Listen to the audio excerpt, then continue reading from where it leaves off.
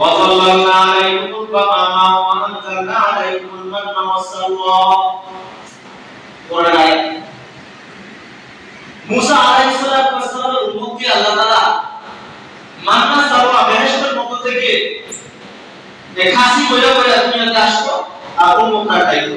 তো আল্লাহ তাআলার কাছে মুসা আলাইহিস সালাম জিজ্ঞাসা করে, আল্লাহ আমার উম্মতকে আপনি জান্নাতের মধ্য থেকে খাবার আইনা সকাল বিকাল খাবার আইনা খাওয়াই দেন, তো আমার উম্মত থেকে বিশেষ কোনো উম্মত আছে কি না? আল্লাহ তাআলা বলেন যে শেষ জামানায় এক উম্মত আসবে, এটাকে আমি স্পেশাল আমার নাম্বারের মধ্যে লিখে দিয়েছি। সুবহানাল্লাহ বলবেন আলহামদুলিল্লাহ।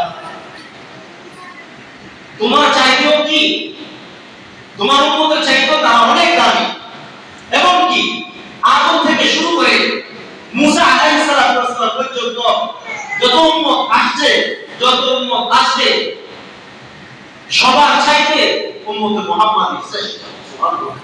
সম্মানের দিক দিয়ে, মর্যাদার দিক দিয়ে বলে যে আল্লাহ আমাকে উম্মতগুলো দেন না।